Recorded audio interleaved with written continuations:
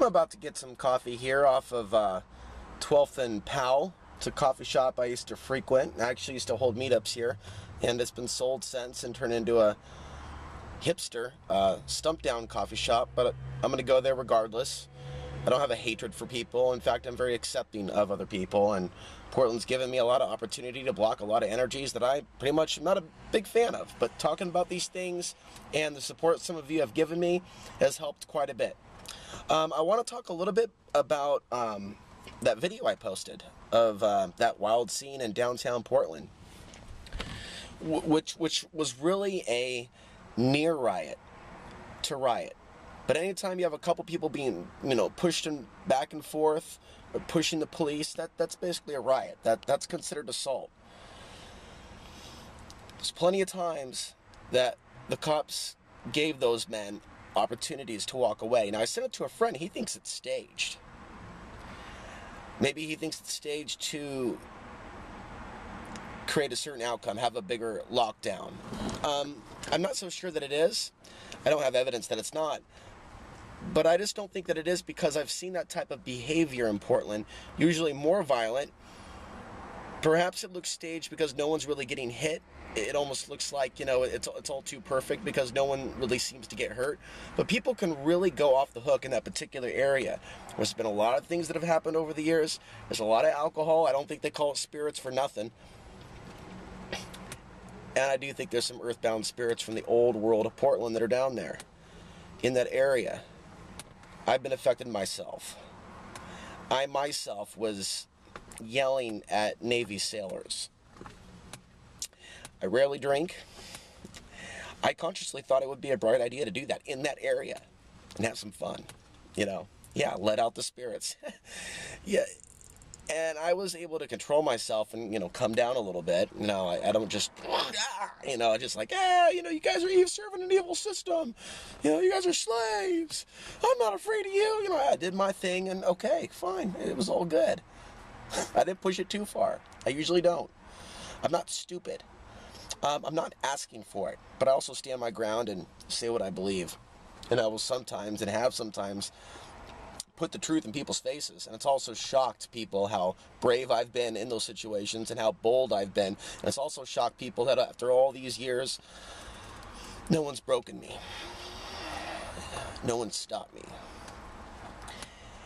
And it's because of that line I draw in the sand. But I don't do things that I feel are beyond what I can control or what I should do. I don't do stupid things. I've done some stupid things.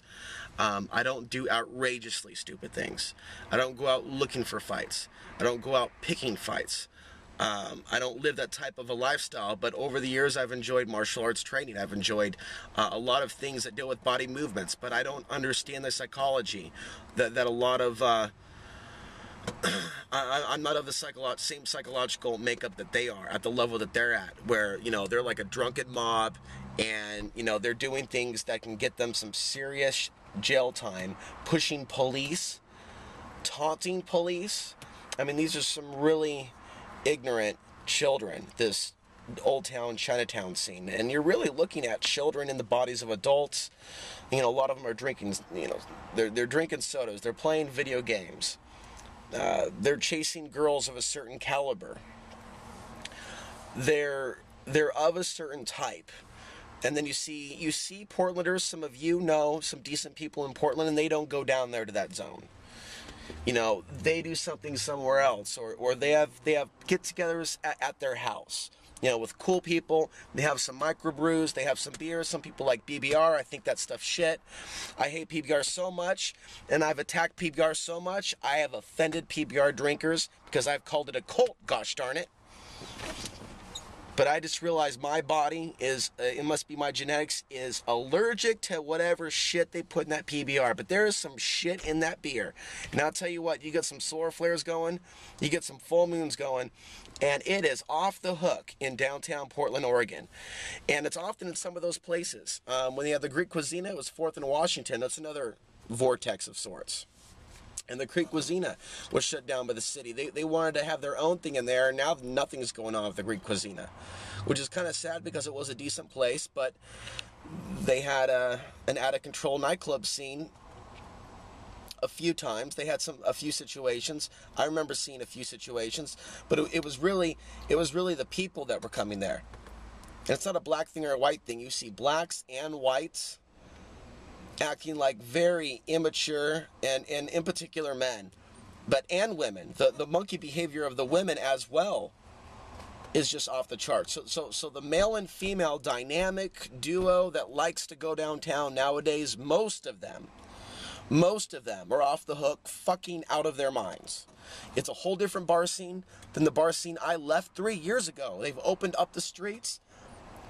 These people aren't thinking about, oh, are we affected by these solar flares when we get really drunk? Or, oh, are we affected by other spirits or other things when we get really drunk? Oh, are we affected by, maybe the anger and all this energy that's in the air when they're drinking and doing drugs? And around those people, around a pool of other angry people, oh, no, we're not affected by these things. And then you have the right set of conditions, enough people, enough energy, enough alcohol, and boom, you got a mob. And people don't seem to understand where these things come from because they're not really empathetic. They don't really have that type of sense. They're just looking at things from just, oh, this is out of the ordinary. Oh, it's crazy. People just call it crazy, or the people crazy, and leave it at that. Not where does the crazy come from. Not what pushes the crazy button.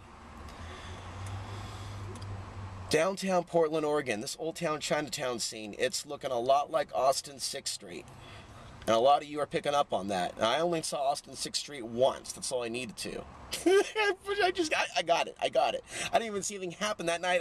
I could feel it in those blocks, on that block. And I can feel it also. It's a mirror. But the Old Town Chinatown in downtown Portland, it's a whole other animal. It's comparable, but then again, it's not comparable. It's literally its own beast. So that's my commentary. I think that the Portland police were really restrained. And that may be why one might wonder if something like that is staged, because it was really restrained. But then again, look at it this way. Those were people, that mob, those people yelling. And there's also the energy in the air from yelling. It can make some people nervous. The female police officers, some of the other male officers looked a little bit nervous.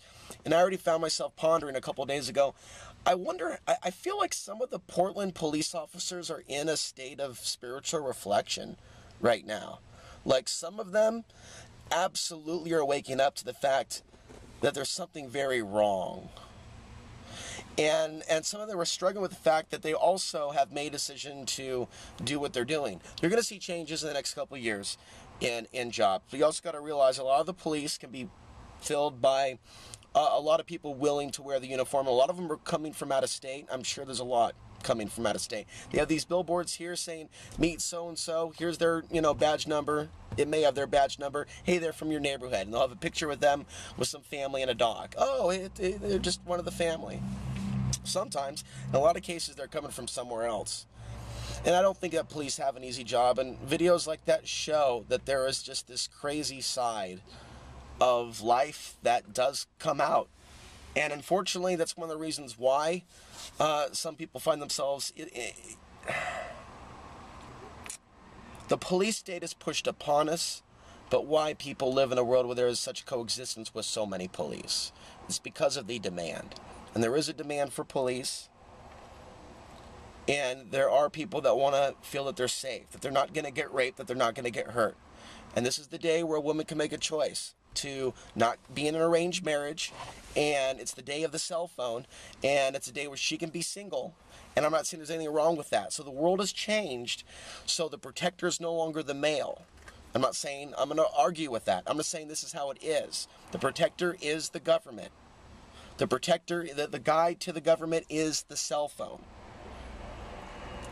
And so there are people that rely on the police departments at this time to keep them safe from the predators of the jungle, human predators. So as long as there are human predators in this world and the police have a monopoly on protection, there is going to be a constant demand for police in our lives to give us protection. And that that psychological dependency is going to be ingrained even deeper for the next generations to come. As the fear of the predator of the jungle increases, as more people show signs of mental illness and do wicked deeds, then this constant worship of police to the next level, we're going to start seeing that.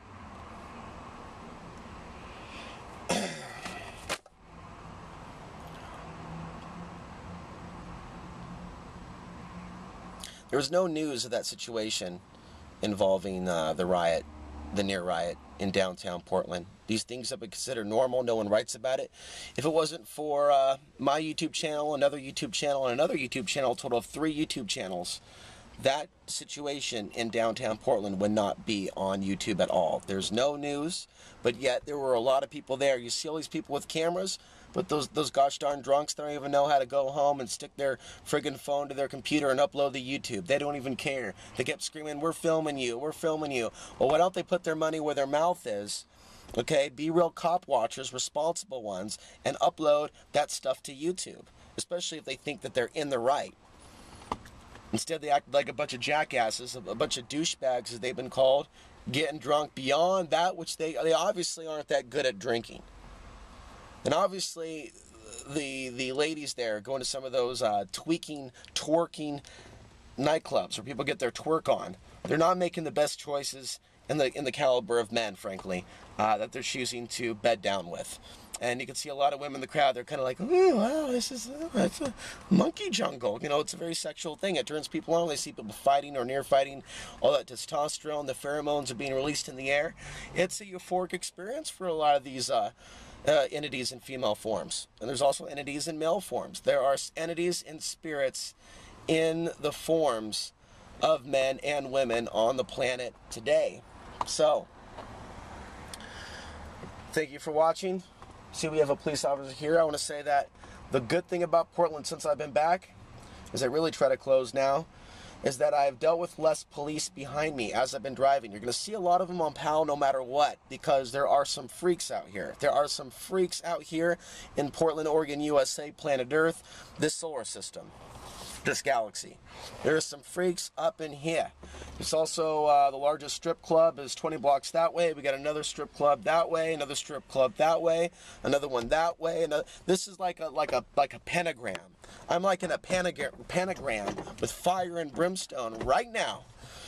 The devil is laughing, straight up laughing down the street, drinking Pabst Blue Ribbon. He's drinking PBR and shit. So what I want to say is that cops don't have an easy job. I think they're dealing with a lot more crime now. They're freaked out at the direction society is going in on the local level, how people are responding. They don't understand what's making people tick, crack, things of that nature. Some of them know about full moons, but they don't know about the solar cycles. They don't know, a lot of them don't know about the spirits of Old Town Chinatown and all the history and pain that's left there. And that's another level to get someone to believe in the idea of ghosts or to be able to understand that there are some things going on there. And the other thing that I want to mention is there have been less police encounters that I've had this time around living in Portland, Oregon. Before I had quite a few in 99, 2000, and a few years onward. I have only had a cop behind me one time. And I'll end with this. There was a cop that he had his lights on. He's talking to another cop. They're sitting in the street, and I don't know what they're doing, but I drive up, stop sign, we're in the neighborhood, and I don't even have my seatbelt on. And the cop's just looking at me like, "You're just going to drive right by me with your seatbelt off?" And this girl comes up, and instead of like hitting it to get away from the cop, I just let her pass, smile at the cop. And he just looking at me blankly like, you're just not going to have your seatbelt on, you know, because you see me over here talking and I'm obviously not doing my job. I'm just fucking around. And yeah, I'm not having the seatbelt on. I'm not saying anything. I'm just going to keep driving. So it's like, look, the enforcers of the system are not our friends, but they don't necessarily have to be our enemies. I guess some of them can be our friends. I'm not really interested, and they're not really interested in having friends with someone. I'm too out there, and they're too system-oriented. Although there are some police that are out there. There's one that watches my YouTube channel, and he's a Facebook friend in another state. None locally, although I've been told in the past that there are some police officers that used to watch my show I was told this by another officer at one time, and I think someone else, even some federal guards at one point, were watching my show in downtown Portland while someone was an inmate there. But they've never reached out to me. They've never talked to me because they're not allowed to do so. And that's something that kind of hurt my feelings back in the day. Now I understand a little bit more. It's that deeper fear that a lot of them have been in all these years. And I hope that more people break out of that fear and do reach out to me in the years ahead, especially as they discover that I'm back in town. All right, with that, I'm going to say goodbye. Talk to you later.